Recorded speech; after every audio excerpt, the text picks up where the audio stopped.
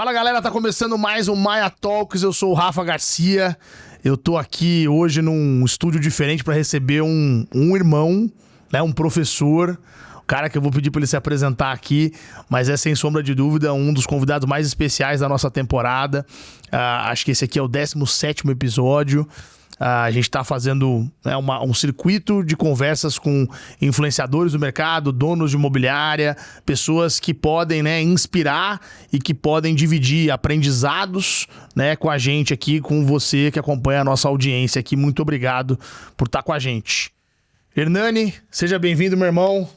Obrigado. Prazerzaço estar aqui com você. Obrigado pela oportunidade de falar para sua audiência também. Que delícia estar com você, estava com saudades e mais feliz ainda com o presente que eu ganhei. Acabei de ficar sabendo que eu passei aqui no processo para ser estagiário do time do Rafa. Estou bem animado por esse nosso prato. A gente normalmente tem o boné aqui na mesa, que é o brinde, do convidado, mas o convidado já quis vestir. TDAH, então, é isso. TDAH faz isso. Estou feliz demais. Bom, Hernani Assis... nome que provavelmente quem está no mercado imobiliário há algum tempo conhece naturalmente, dado a relevância que você tem para o nosso mercado, principalmente para o mercado de franquias imobiliárias, que é um mercado que você vem trazendo desde lá de trás. Para mim é uma honra, poder te entrevistar aqui hoje. O Hernani é um cara que eu já trabalhei diretamente em diferentes momentos. E é muito legal poder te encontrar para esse bate-papo. Vou pedir para você se apresente rapidamente para nossa audiência, por favor. Legal. Rafa, de fato um privilégio estar aqui, adoro falar sobre nossa indústria, sobre os nossos desafios e toda oportunidade que a gente tem de interagir, a gente aprende muito e você é uma pessoa que eu gosto, que eu admiro, que eu respeito, tenho um carinho enorme pela Plaza, pelo time da Plaza. Estou sempre disponível para apoiar empreendedores querendo melhorar essa jornada nossa do mercado imobiliário. Então, privilégio estar aqui. Talvez alguns me conheçam porque eu tenho um MBA em fazer as coisas erradas, E, obviamente, que não apenas coisas erradas, mas é muito bacana quando a gente tem esse DNA empreendedor e submete ao risco com facilidade, Uhum. Eu escolhi esse caminho tem um propósito muito conectado em criação, sabe, de um legado associando o mercado imobiliário a diversos modelos diferentes de negócio, franchise é um deles, mas me apaixonei na construção do ecossistema, acho de PropTechs aqui no Brasil, Sim. Eu tive a oportunidade de conhecer o Brian, nossa escola lá, e o Diego em 2010, logo quando eu fui repatriado para o Brasil. Então, um privilégio fazer parte dessa história e mantendo ainda essa energia de não aceitar aquilo que ainda não deu certo, porque tem que dar, Eu acho que a gente tem que continuar investindo, insistindo, testando, modelando e os entregáveis vão conectando com as pessoas. Muito legal, irmão. Você comentou uma coisa que a gente tem falado muito na Plaza ultimamente, O pessoal, todo mundo diz que o mercado imobiliário é um mercado que é difícil de mudar, É um mercado arcaico, é um mercado burocrático, é um mercado... parece que as coisas não mudam, mas elas mudam, Quem tá há bastante tempo nessa indústria como você, Sim. sabe que, assim, como é que era o mercado há 20 anos atrás, O mercado, ele até pode ser que a velocidade dele seja diferente de outros mercados mais maduros, mas o mercado imobiliário tem mudado muito, Muito, e a gente, olhando para o espectro, separando o mercado imobiliário de vendas e de aluguéis, são jornadas completamente distintas e com ciclos completamente também atemporais, Você pega um ciclo de locação no Brasil, em alguns mercados, 3 dias. 3 dias, Uma semana. Uma semana. A gente olha o mercado do ciclo de vendas, olhando numa proxy Brasil, a gente ainda tenta reduzir aí em função dessa bagunça da organização do inventário, do supply. Sim. O número, quando a gente estava lá no DataZap, era de 540 dias. Tem gente falando de 580 dias. Lá na Remax, por exemplo, só trazendo um exemplo, nada além disso, é de 127 dias lá em Minas Gerais. Então, são jornadas com muita complexidade, mas eu acho que o olhar não é sobre jornada e nem sobre, olhando ali o ICP das pessoas, é sobre o que o consumidor deseja para ele, porque o consumidor vem evoluindo. Então, a gente olhar para trás e desejar manter uma estrutura, uma entrega nos moldes do passado, me parece que tem uma perda, assim, ou uma desconexão com o entendimento do consumidor atual, né? Sim. E aí eu não tô falando sobre gênero, não tô falando sobre idade, eu tô falando sobre a evolução. Então, acho que quem tem a oportunidade, uma postura de aprendiz, para poder olhar para aquele mesmo processo, tentando melhorá-lo com o uso de tecnologia, inteligência artificial e afins, vai ter um entregável melhor, né? E no final é sobre o impacto que você causa nas pessoas que vai te engajar e te promover, talvez, um potencial de escala do seu negócio baseado na experiência que ele tem, né? Nessa conexão. Então, eu amo tecnologia desde que esteja comprometida com a melhoria da experiência das pessoas. Sem sombra de dúvida. E assim, o negócio imobiliário é um negócio de intermediar, né? Verdade. E aí, intermediar tem tudo a ver com experiência, né? Porque você está guiando o processo de 2 indivíduos ou 2 grupos, Sim. né? Que são o comprador e o vendedor, Sim. né? Ou o locador e o locatário, né? Mas são duas pessoas que estão em jornadas completamente distintas, né? De vida, de momento e etc. Às vezes um imóvel que é a felicidade de uma família que tá comprando é o espólio que tava dando briga de outra, né? E às vezes as pessoas dão um champanhe no final, né? É espólio e a pessoa que tá vendendo do espólio lá do familiar tá ganhando um champanhe, parabéns. Você falta até um pouco de empatia, de fato, colocar no lugar das pessoas, né? Nem sempre a felicidade. Às vezes não, né? O imóvel ele carrega consigo felicidade para alguns, mas também carrega dor, tristeza para outros, né? Rafa, tem uma coisa que eu tenho falado muito, né? E como é bacana a gente que já teve oportunidade, eu falo a gente porque você também tem essa oportunidade, da gente navegar em investimentos e experiências em mercados distintos que no final do dia retroalimentam e trazem insights para que a gente, dentro da realidade, possa aplicar. Vou trazer uma, por exemplo, fazendo uma conectividade com o mercado de fintech e com o mercado de proptech. Né? Lá na Nômade, quando a gente deixou lá, e você estava comigo, eu fazia parte do seu time também, ali no Grupo Zap, quando a gente fez a venda para o OLX, eu fui com o Lucas construir a Nômade. E uma das primeiras coisas, conversando lá com a molecada, sobre quais são as métricas, os indicadores, etc., me falaram que eu precisava entender sobre QIC. Eu perguntei se aquilo era sorvete, alguma coisa, porque eu sou taurino, né? E aí eles falaram, não, Hernani, é Know Your Customer, esse Know Your Customer serve para você entender o seu consumidor e etc. E você identificando isso, e foi para a jornada. Cara, eu voltei para a Remax esse ano, né, em janeiro. Eu comprei ali uma master franquia ali de uma parte importante, majoritária do estado de Minas Gerais. Inclusive foi uma decisão maravilhosa da minha vida, como eu estou feliz. Estou olhando para a experiência do usuário nos meus investimentos em tecnologia, inclusive na Nômade, mas estou olhando para a experiência, o impacto na vida das pessoas direto, olhando para o corretor de imóveis e a corretora de imóveis, que é algo que eu faço na minha vida desde que eu voltei, né, para o Brasil em 2010. Mas o ponto é, eu estou implementando o QIC na Remax. Que legal. Para que os nossos corretores e corretoras empreendedoras tenham, no processo do ciclo de venda, um encontro para poder conhecer a história, a necessidade, o desejo, a motivação. Hoje, na primeira visita que a gente chama C1 lá, é um novo Your Customer. Agora, ao invés de ser uma esteira de tecnologia, ela é analógica, onde ali o profissional, a profissional, está servindo o cliente num processo só de escuta ativa, sabe? Então, eu acho que é sobre isso. A gente melhorar e evoluir para servir melhor. E essa interseção das coisas é brilhante, né? Quando a gente consegue, como você deu a ideia, você deu o exemplo.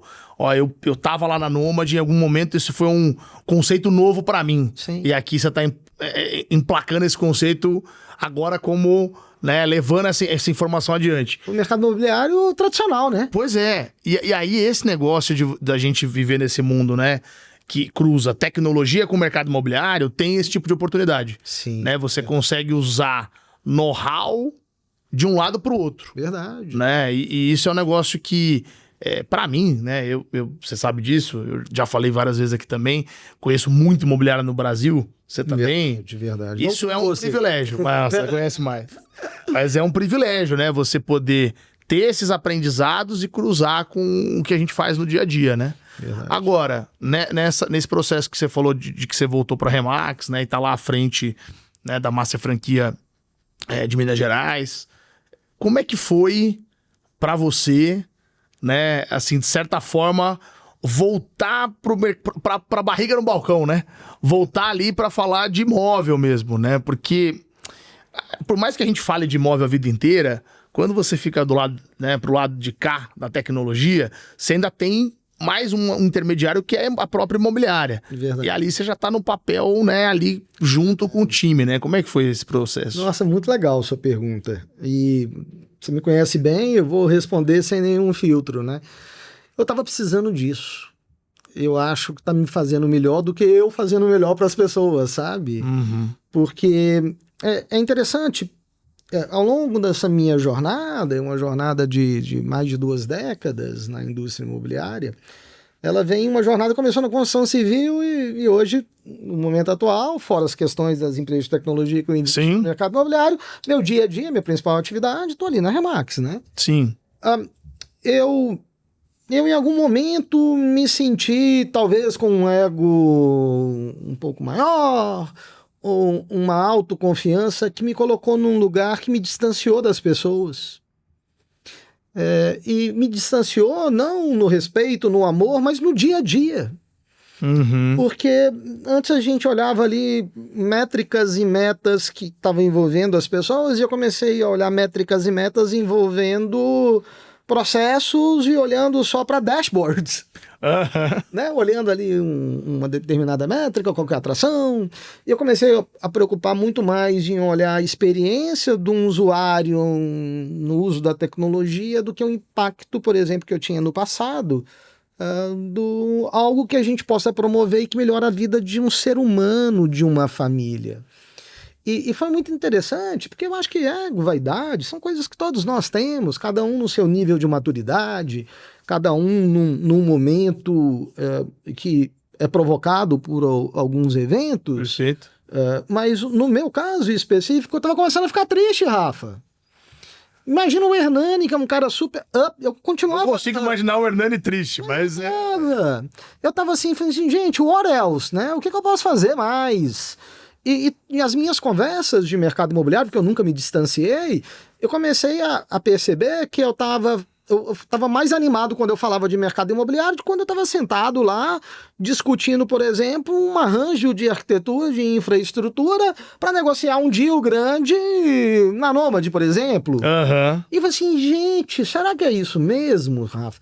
Então, eu acho que tem muito de alocar energia aonde de fato você é apaixonado. Então, eu acho que o meu momento e essa decisão de voltar, depois de 2 non-competes parrudos, né? E voltar para Minas Gerais e voltar para a Remax foi um negócio que fez muito bem para mim. E se fez muito bem para mim, Rafa, faz bem para o Tatá e para Sossô, meus filhos, para Paula, minha esposa, e as pessoas que me cercam. Porque quando a gente tá feliz, a gente consegue, obviamente, entregar mais, né? Sim. Porque todos nós somos seres humanos, vulnerabilidades e capacidades que todos temos. Então, foi um presente, né, que eu tive. Legal. De poder ter a oportunidade e de hoje conseguir fazer a diferença na vida de um monte de gente. E eu consigo medir isso, porque eu criei uma estrutura de metodologia ágil, utilizando rituais, cerimônias, processos dos mais diversos, um negócio pequeno da Master Franquia. Eu tenho Slack lá, eu tenho Asana lá, eu tenho rituais semanais, all hands, eu tenho... Pensa numa empresa de tecnologia robusta, eu voltei... Imprimiu essas características, esses processos lá, né? Como isso faz um bem enorme. Meu primeiro All Hands na rede tinha, acho que 13 pessoas, fora o meu time, que eram 7. Então, olha a diferença disso. Quando a gente olha o último All Hands, que foi na última segunda-feira, ontem, hoje é terça, né? Cara, tinha quase 400 pessoas. Então, acho que é sobre isso. É sobre você estar bem, com a clareza necessária. Obviamente, maturidade ajuda muito nisso. Os erros, né, nos deixam cada vez mais preparados para servir melhor. E hoje eu sou aquele incansável. Legal. Eu não vou desistir das pessoas. As pessoas podem desistir de mim, porque eu não sei que eu não sou fácil. Mas eu não vou desistir das pessoas. Você sabe que eu fiz essa pergunta e aí você tá contando, eu tô lembrando de uma situação. O ano acho que devia ser 2018 ou 19, não sei. Mas eu me lembro de uma ocasião, a gente tava junto num café lá no andar da Bela Sintra aqui. Sim. Né? E aí eu comentei com você assim, falei, irmão, acho que um dia eu vou abrir uma imobiliária. E aí você me falou assim, ó, se você for abrir uma Remax, eu abro com você, né? E a gente mal sabia, né, que no futuro, né, se a gente avançasse a fita, no fim eu abri a imobiliária, não foi a Remax, mas eu abri a imobiliária. Verdade. Tive essa oportunidade e você tá hoje liderando, né, à frente da Master Franquia da Remax lá em Minas Gerais. Então, o mercado imobiliário, ele é de uma responsabilidade. Aí, falando um pouco sobre intermediação, né, o mercado imobiliário é um ecossistema muito amplo, né? Claro, claro. Mas olhando ali para transação imobiliária, seja a locação, né, ou compra e venda, a gente está falando ali sobre, cara, primeiro olhando do ponto de vista de ticket médio de aquisição, levando para compra e venda. Olhando para Maslow, né, das necessidades básicas até a autorrealização lá em cima no topo de Maslow ali. A segunda camada das pessoas depois de que... Porque a primeira é necessidade básica. Fisiológica, lógico. A segunda é segurança. Cara, a gente tá falando de um negócio que é apaixonante, por isso que tem que ter muita responsabilidade para tratar com as pessoas, para que a experiência não seja um sonho, e não seja um pesadelo, seja um sonho, né, Rafinha? Claro. Então a responsabilidade ela é enorme, mas nós estamos falando da transação com o menor nível de recorrência no mundo, não só no Brasil. Sim, verdade. No Brasil, na média é menos de uma, né? Porque nós temos déficit habitacional próximo de 8 milhões de moradias. Mas vamos falar nos Estados Unidos, que se falam que na média são 6 transações imobiliárias. Cara, 6 transações é nada, é potencial número de transações em diversas necessidades. Vários outros mercados, lógico. Outros mercados. Sim. Então, é muito gostoso. E é de uma responsabilidade enorme. Tem gente que leva isso a sério, tem gente que não leva, mas tem um lado bom das pessoas que não levam. Porque essas pessoas, o mercado não vai aceitar. A gente está falando sobre mudança de consumidor, né, do perfil, evolução. O mercado vai depurar. Essas pessoas não vão ter espaço lá na frente. Mas no primeiro momento, isso é uma vantagem competitiva muito grande, quando essa régua é baixa de entrada e tem tanta gente que é pouco profissional, sabe? Não tem entregáveis reais. Sim. É muito mais um negócio de juntar comprador com vendedor do que uma prestação de serviço concreta, sabe? Então, é maravilhoso. Quando você me contou que você tinha montado seu imobiliário, eu fiquei com um pouco de... Falei, nossa, gente, Rafinha deveria ter me convidado. Eu teria entrado como sócio independente da Remax. Mas é assim, né? Acho que esse mercado ele é muito, muito louco, né? Você tem momentos diferentes, né? Eu também, quando eu abri a imobiliária, eu não imaginava que depois de um tempo eu estaria de volta na tecnologia. Sim. A minha cabeça naquele momento também era uma cabeça de ficar, né, baseado num local específico, etc. E no fim as oportunidades elas vão florescendo, a gente vai tomando escolhas, né? Agora, uma coisa que sempre foi presente para mim era de que a catapulta de resultado de qualquer negócio tem a ver com a qualidade da adoção de tecnologia que esse negócio é capaz de fazer. E não qualidade de adoção no sentido de que ferramenta que você escolhe usar, ou que sistema, não. Mas no sentido cultural. Né? Se você, que nem você acabou de comentar, eu tenho lá meu negócio lá, minha Master Franquia, que você falou que é pequenininha, mas não é pequenininha nada, né? Lá em Minas Gerais, e eu tenho Slack, eu tenho Asana, eu tenho All Hands. Isso é cultura. Né? Isso é cultura de tecnologia, isso é cultura de transformação, de inovação. Verdade. Né? E eu acho que os negócios, de maneira geral, na minha visão, as imobiliárias, de maneira geral, elas estão passando por um momento, a prova, né? Mais uma vez, mais uma prova que elas estão passando, de que se a adoção não for rápida, tem risco de os negócios começarem a ir mal. E aí eu tô começando a falar de inteligência artificial. Por quê? Não é só por causa da Maia, não, que é a nossa mascote aqui que tá tá nos olhando aqui no bate-papo, mas é porque o comprador que mudou, o consumidor que mudou, hoje em dia ele já vem perguntando tudo pro chat GPT antes. Sim. E chega no corretor sabendo quanto que ele pode financiar, como que funciona, como que não funciona, qual documentação. Então ali ele chega muito mais... Hoje em dia o consumidor é muito mais informado, muito mais preparado. Fato. Com um assistente que às vezes sabe mais do que a gente mesmo, né? Então esse desafio para as imobiliárias aprenderem a lidar com inteligência artificial nesse processo, que é a máquina figurando entre nós, tem sido grande, né? O que você tem visto acerca disso? Não, eu penso que não é só no mercado imobiliário. A pessoa que quando vai olhar um carro, ela sabe mais do carro, talvez, do que os vendedores. Lógico. Então hoje o consumidor, ele tá muito ansioso e ele tá muito historiador, né? Ele quer o detalhe da microinformação para poder validar a tese dele da escolha. Então, talvez a gente tem que dominar mais o processo e a jornada do que talvez o detalhe só apenas único exclusivamente no imóvel, né? Então, eu acho que as habilidades das pessoas no uso correto da tecnologia, das ferramentas como AI, é que é o casamento perfeito para poder ajudar a validar essa tese das pessoas que normalmente já chegam com uma opinião, uma decisão tomada. Sobretudo no mercado primário, né? Mercado secundário, isso muda um pouco, mas no mercado primário, nossa, o cara já tem estudos de mercado que o ChatGPT já trouxe, porque são informações mais organizadas no Brasil. Sim. Ele consegue, assim, gente, eu não quero saber se é esse ou não. É isso que eu quero, meu amigo. Eu quero saber como é que eu pago, como é que o fluxo. Eu até vi uma situação que você comentou, tem a ver com carro, você falou de carro. Tem um colega, né, da família lá que ele trabalha numa concessionária da Honda. E eu fazendo merchan pra Honda, né? Mas enfim. Honda!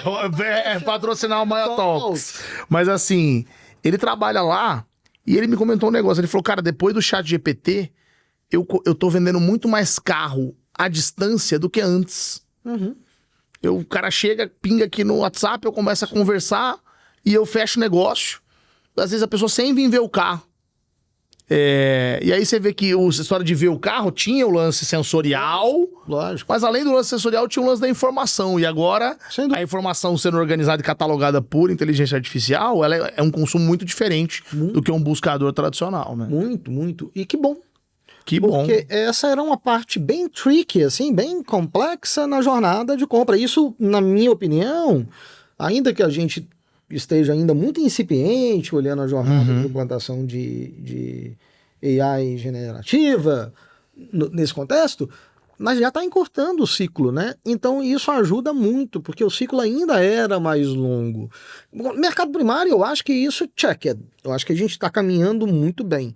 Mas o mercado secundário no Brasil, mercado secundário, para quem não está familiarizado com a terminologia, a gente é chato e às vezes fica falando terminologia. É verdade. O mercado de avulso, ou de usados, ou de terceiro. O Brasil é tão grande, é um continente, né? Cada região chama de um nome. De um nome diferente. É um mercado onde o que a gente precisava resolver mesmo para ter mais fluidez é o problema da organização do supply, né? Do inventário. É uma bagunça. Então, se a gente olha ali para a estrutura do... Vamos falar do estado da arte do mercado imobiliário. Qual seria o primeiro problema de uma infinidade que você resolveria?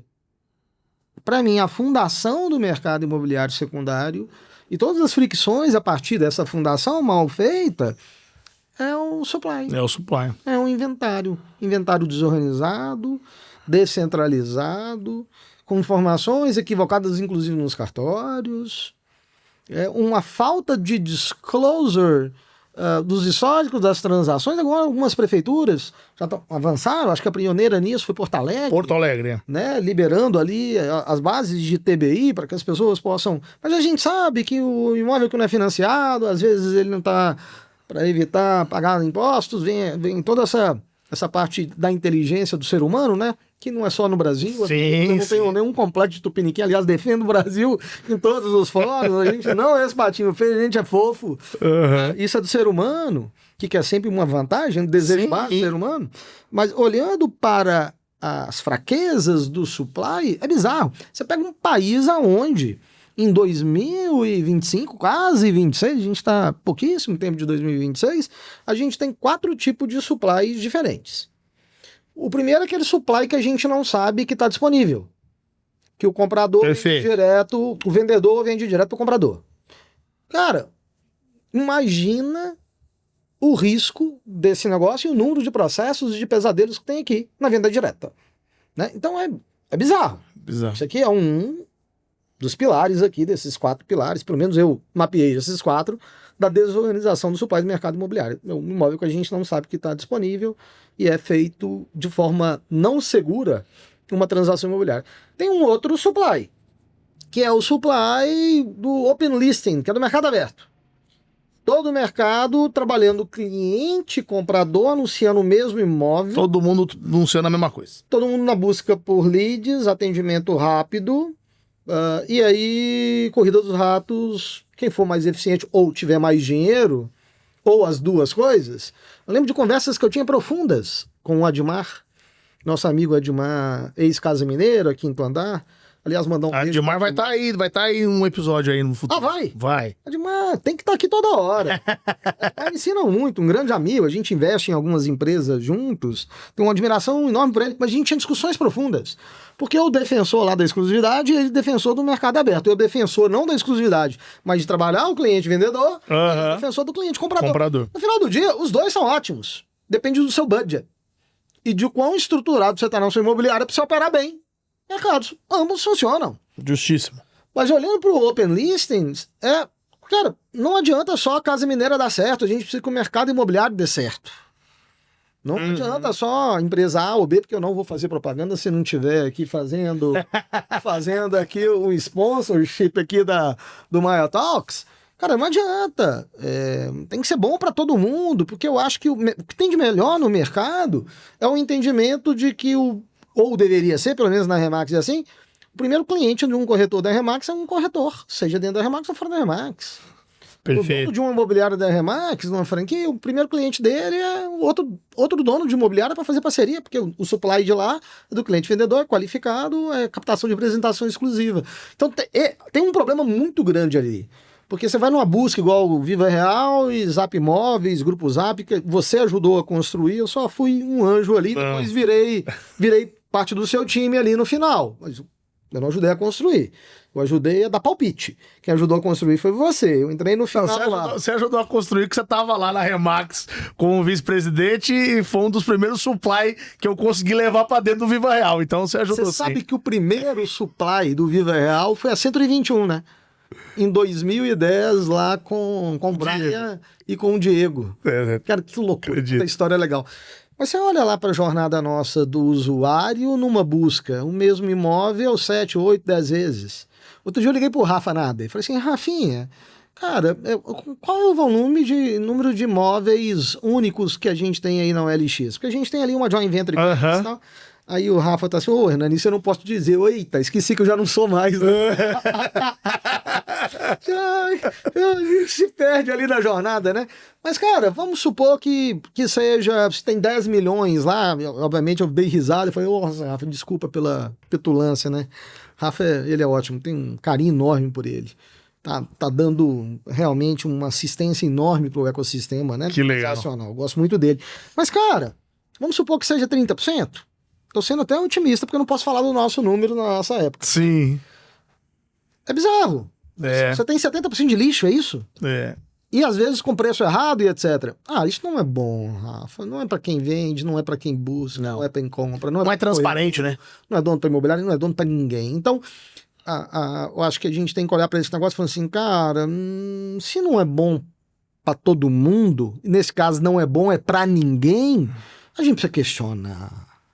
Então eu acho que se você me perguntasse assim, Hernani, cara, você falou de os outros dois, tem a exclusividade nociva? É aquela que a pessoa pega um mandato e não faz nada, fica querendo fazer a venda para ficar com os honorários cheios, né? E aí frustra, porque precifica às vezes mal, não tem ali uma inteligência de mercado. Então essa exclusividade nociva, vamos tirar também, que ela é horrível para o ecossistema, mas tem a captação de representação exclusiva, né? Que é o modelo americano, que é o modelo europeu, de todos os países desenvolvidos no mercado imobiliário, como Paraguai, como Bolívia, sabia? Não sabia, não. Mercado da Bolívia todo em captação de representação exclusiva, Paraguai também. Caramba. A Argentina, eu acho que você já sabe, porque é bem popular, né? Novidade aí foi Bolívia e Paraguai, eu não sabia, não. Na minha jornada de arrogância, uma bela oportunidade, eu fui convidado para dar uma palestra em Santa Cruz de la Sierra, que é a segunda maior cidade da Bolívia. O master de lá, o Oliver, um cara extremamente qualificado, muito do bem, me convidou a dar uma palestra. Eu tava falando, cara, vou para Bolívia. Tipo, o que eu vou aprender lá?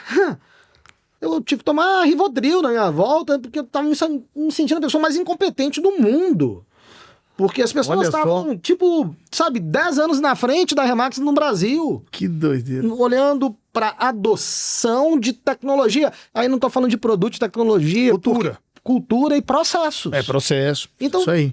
Cara, Bolívia, Paraguai, sabe? Países de pessoas incríveis, sabe? E que estão muito mais avançados que nós aqui no mercado imobiliário brasileiro. Então, olhando para essa proxy do principal fundamento da indústria imobiliária, que é supply, que é inventário, a gente tem muito que aprender.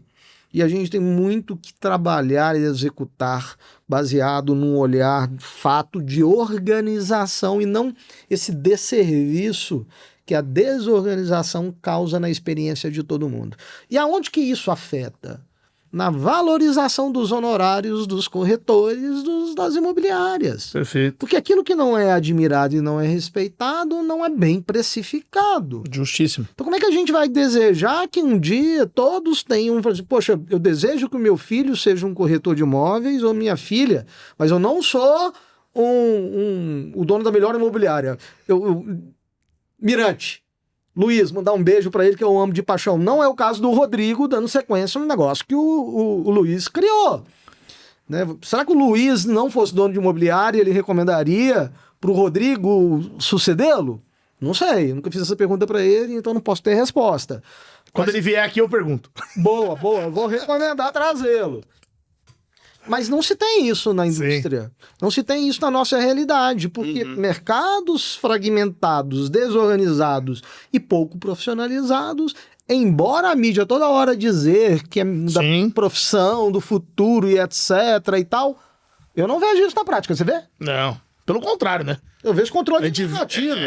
Aliás, tô cansado desses controles de narrativa.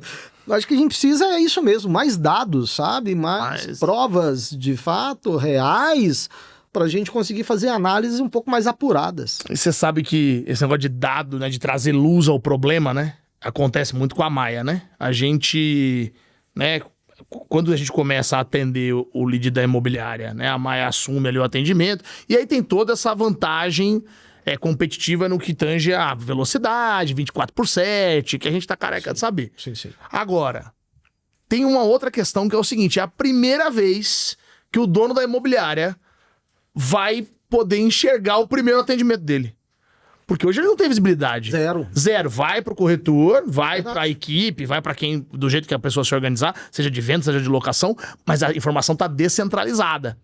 Então, quando esse problema ganha luz, ele começa a olhar e ver a conversa, e ver como que o lead, né, como que o cliente chega, ele começa a ver de fato a qualidade da mídia, ele começa a ver de fato o que é sinal do que é fumaça, do que é barulho e ruído no meio do resultado. Então, quando esse dado chega, essa informação chega, a gente percebe que tem líderes de imobiliária que se comportam diferente. Sim. Tem uma parcela deles que olha isso e fala, cara, vou pegar essa informação e agora eu sei o que trabalhar. Tem gente que se assusta. Sim. Tem gente que começa a culpar a tecnologia, começa a culpar a ferramenta, fala, não, mas olha só, eu acho que ao invés da IA falar oi, ela tem que falar olá. Porque olá vai converter muito mais que oi. E aí a gente começa a ver que, poxa, às vezes tem pessoas fugindo dos problemas reais, porque trazer também a verdade à luz pro problema é preocupante, né? Quem tá acostumado a viver no escuro há muito tempo, né? Verdade. Se acomoda, de certa forma. Verdade. Porque tem problemas que é difícil de lidar, né? Você não sente falta daquilo que você não percebe, né? Pois é. Eu particularmente, sou um apaixonado por IA, pelo tema e pelo que ele provoca de impacto para as pessoas.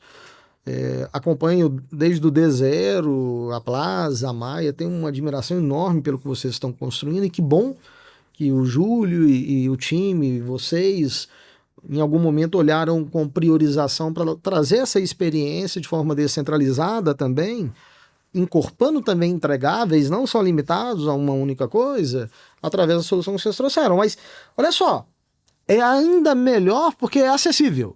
Como é que era no passado se você quisesse ter controle da jornada do topo de funil do lead? Ou tinha o dinheiro do Admar na Casa Mineira para montar uma secretaria de vendas com um payroll talvez de R$1 milhão mês, né? Mais uma central de estrutura para poder gravar, para depois alguém escutar, né? Fazer monitoria. Cara, como é que faz isso por uma pequena imobiliária? Hoje a pequena imobiliária, utilizando a Maia, ela consegue, sem fazer nenhum investimento, só uma assinaturazinha lá, que deve ser um negócio muito barato, acessível, ele consegue ter ali a experiência do cliente e provocar melhorias. Porque no final do dia, você sabe o que eu acho que a tecnologia traz pra gente de melhor? É clareza dos pontos a melhorar para a gente evoluir na educação, não só na tecnologia. Porque eu acho que um grande problema que a gente tem hoje dessa descentralização, os problemas robustos que a gente tem na desorganização do inventário, do supply, está provocado pela falta de educação do setor. Concordo. Você conhece alguma escola legal, bacana, super, que está aí trazendo os melhores insights de verdade, de tecnologia aplicada no mercado? Mas não tem. Não tem. A gente vê pessoas com essa vontade, mas ainda não, com robustez ainda não tem. Não. Sabe? E aqui não vou fazer nenhuma crítica a instituições, esses cohorts também de gente que não sabe nada, tá lá com um bom prompt, ou um teleprompt, lendo e fazendo gravações como fossem donos da verdade e afins. Eu acho que cada um tem que buscar a sua... Mas tem muita coisa errada, né? Se a gente tem coisas muito desconectadas. Agora, hoje, quanto é a assinatura do Amaya hoje, aproximadamente? Se você puder falar. A partir de R$1.290. Cara, R$1.290 contra R$1 milhão só de payroll, só de folha de pagamento que o Admar tinha na Casa Mineira, sabe? E sem falar das ferramentas que ele utilizava. Sim, sim. Então, assim, cara, que bom que a tecnologia ela tá aqui para poder ajudar todo mundo a fazer uma análise e melhorar as entregas, porque é só com a educação que a gente vai resolver. Eu tinha uma frustração no passado, que todo mundo, quando eu perguntava sobre Remax na minha fase 1, falava, nossa, eu adoro a Remax. Nossa, é a melhor universidade que tem para corretor de imóveis. E aí eu falava assim, não, mas a gente não é uma universidade. A gente é uma máquina de vendas. E o pilar que faz com que a gente aumente a educação, obviamente, é a educação. Hoje a gente já é percebido como uma máquina de vendas, porque toda a educação que a gente tem é para poder melhorar o ciclo de venda, acelerar, trazer ele para uma avaliação de preço de mercado do imóvel, ganhar velocidade e fazer as pessoas felizes. Então toda essa eficiência, utilizando o playbook, faz com que você tenha uma experiência e venda mais rápido. Hoje, como eu comentei com você, lá em Minas Gerais, a gente tem um ciclo de vendas que a gente vende um imóvel a cada 2 horas e 36 minutos. Então, incrível, hein? Bizarro, o estado é grande, ali tem, 20 milhões de habitantes, né? Então, quando a gente olha para o processo e vê como é que a gente consegue acelerar, hoje eu consigo dizer que a gente é uma máquina de venda, mas a gente precisou ser uma universidade, eu falo no olhar da percepção das pessoas, para depois ser reconhecido como uma máquina de vendas. Não vem, de fato, uma entrega valiosa sem educação. Porque ainda que a gente utilize tecnologia aqui como veículo no meio, a gente só ganha mais eficiência. Perfeito. Então, se você tem uma formação adequada, usa as ferramentas adequadas, vai ser igual ao quê? Sucesso. Resultado, né? Resultado. Você falou uma coisa que tem a ver até com o pilar de educação, de maneira até para a sociedade, né? Primeiro você investe em educação. Sim. Depois você vê o resultado, né? Porque educado leva tempo.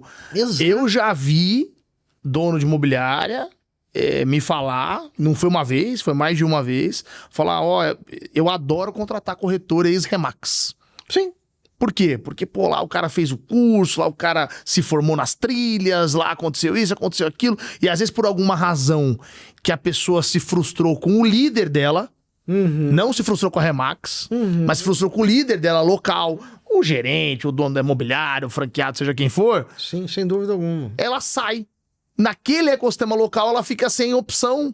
Sem de ir dúvida. pra uma outra franquia. Sem dúvida. Mas tem lugar que tem uma franquia só, tem lugar que tem duas, né? É lógico. E aí, esse cara Já vem com um aprendizado. vem com aprendizado, né? E que bom que a gente tá fazendo isso. E, sinceramente, eu não tenho... Acaba melhorando o mercado de qualquer maneira, né? Mas esse é o DNA da companhia. Se a gente melhora o mercado, é bom pra todo mundo, sabe? Sim. Eu tenho um sonho muito grande, sabe? De olhar não pra Remax, mas pra todas as franquias e que trabalham ali numa estrutura de rede, cada um com aquela proposta de valor que conecta as pessoas, né? Eu vejo operações maravilhosas de franquia, inclusive nacionais. Eu tenho um carinho enorme pelo Matheus lá da Auxiliadora Predial. Sim. Matheus é um cara que eu gosto, que eu admiro, que eu tenho um baita respeito por ele. E, cara, eu quero sucesso da Auxiliadora Predial, eu quero sucesso de todas as franquias que são sérias, honestas e têm estrutura, Lógico. né?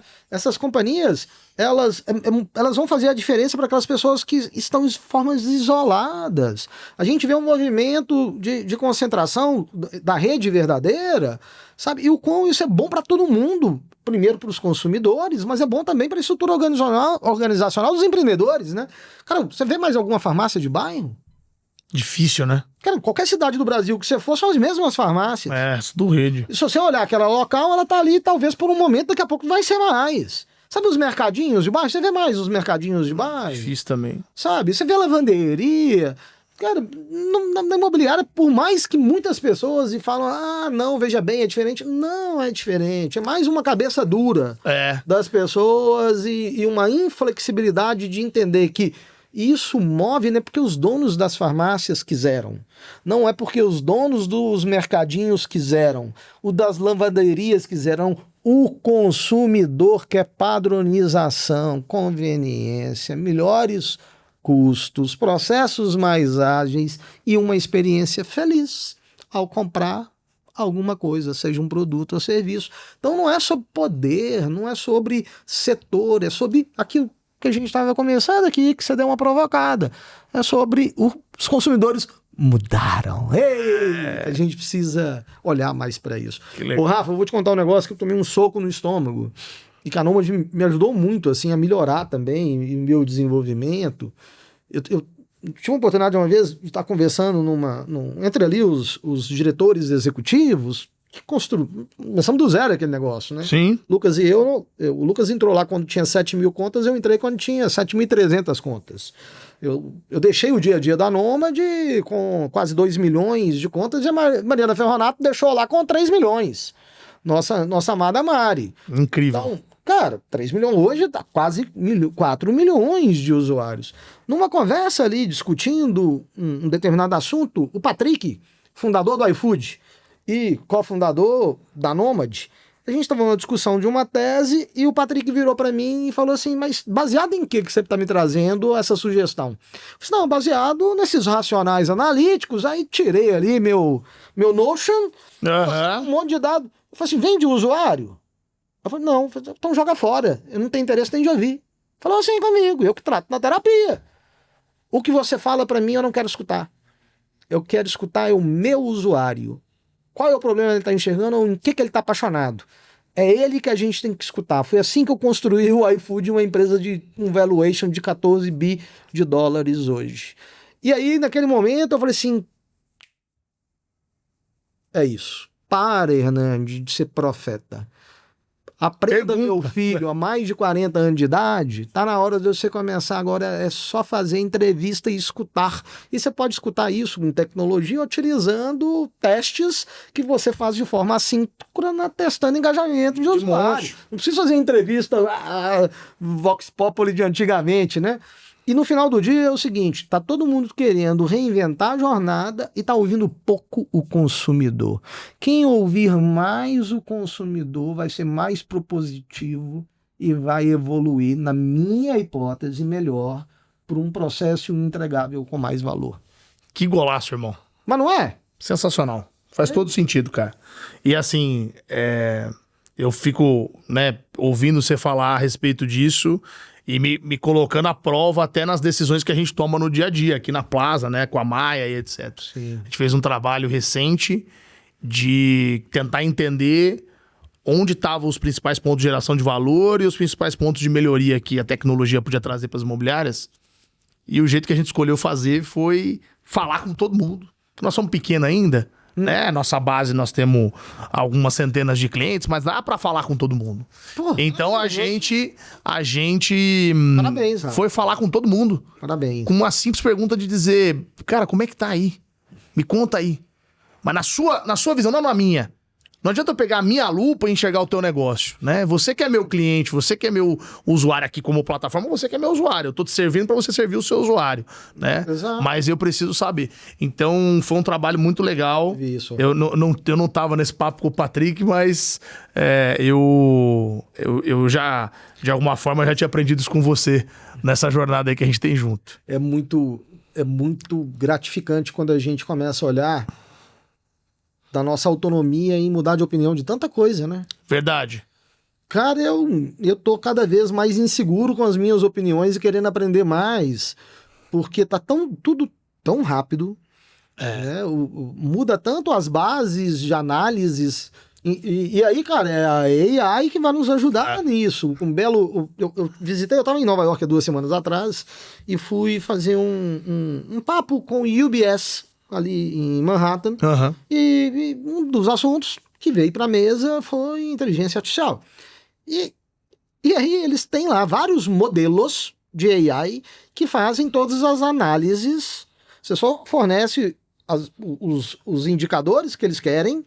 As primeiras análises não são mais um ser humano olhando para aquilo falando: eu acho que isso faz sentido, Rafa, aportar, me traz mais isso. Não, se você quiser participar de uma análise de um investimento num projeto do UBS hoje, você tem que conversar com um multiagente dele.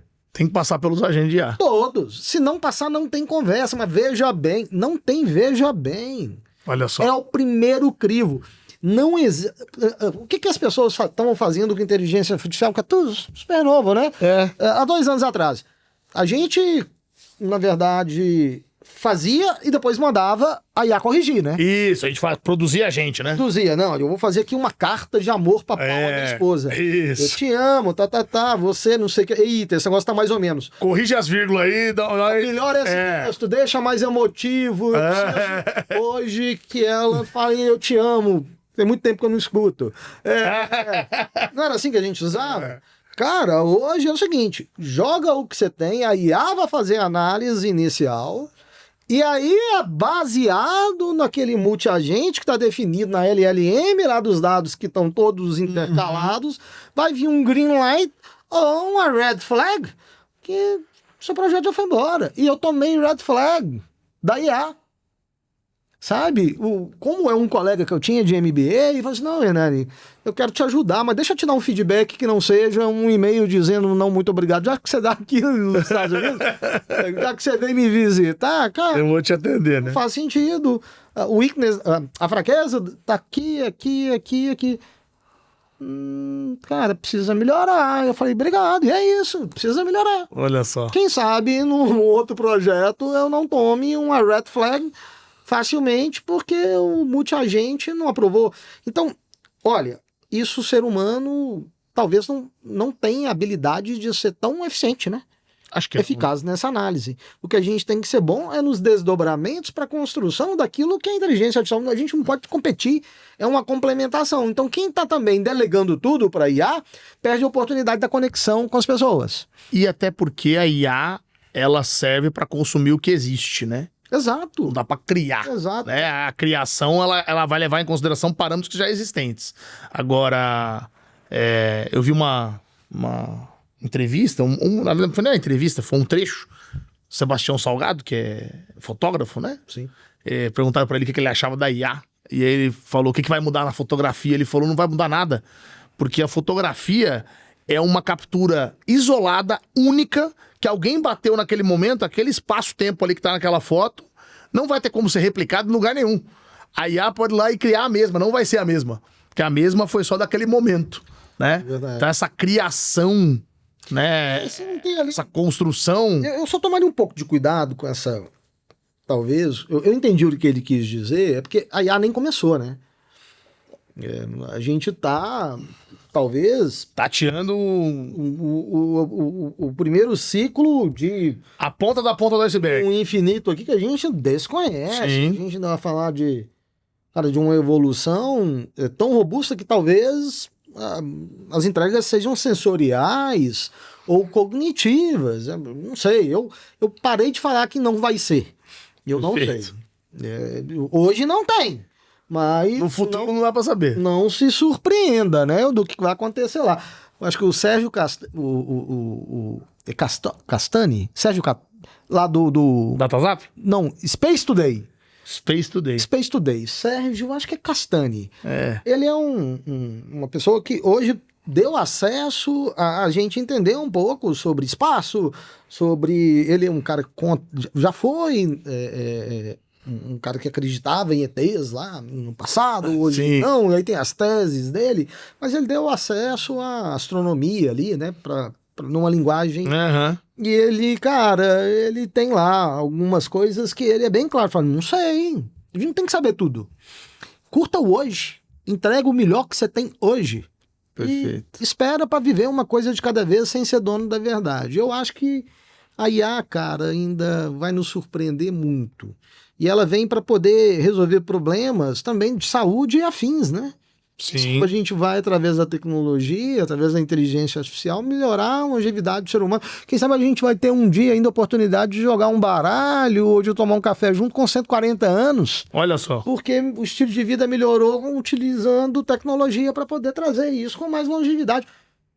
Quem disse que isso não pode vir a acontecer? Talvez não comigo, já passei da meia idade, mas com os nossos filhos, talvez isso seja um ingrediente que possa aumentar a longevidade deles. Perfeito, irmão. Muita coisa pra gente fazer, Rafa. Tem muita coisa mesmo. E a gente... É tanta coisa que a gente vai falando aqui, o tempo vai correndo, Eita. né? E a gente... Se a gente não deixar as coisas temporizadas, a gente estica o Maia Talks Verdade. por horas e horas, ainda mais num papo bacana como é te encontrar aqui. Eu vou ter que encerrar o Maia Talks, mas eu e o Hernani vamos continuar falando aqui por mais tempo. Irmão, eu queria te agradecer Ai, Rafa, pela obrigado. oportunidade, por aceitar o convite. Imagina. Acho que quem tem a oportunidade, né, de assistir aqui esse episódio tem uma visão que passa por tecnologia, tem uma visão que passa por as conexões humanas, tem uma visão que passa por alguém que entende muito de empreendedorismo imobiliário. Você sabe que eu te admiro, você é um cara que, além de empreendedor, é um grande executivo no sentido de poder de execução das coisas que faz acontecer. E sem sombra de dúvida, se o mercado também está evoluindo, Sim, sim. tem esse ingrediente de pessoas como você que estão na catapulta aí do resultado. Obrigado, Então, Rafinha. Aceleremos. aceleremos. 2026 surpreenda a todos nós, né? Obrigado, irmão. Um abraço. Obrigado a você, nossa audiência do Maia Talks. Fica aí pro próximo episódio. Um abraço e valeu!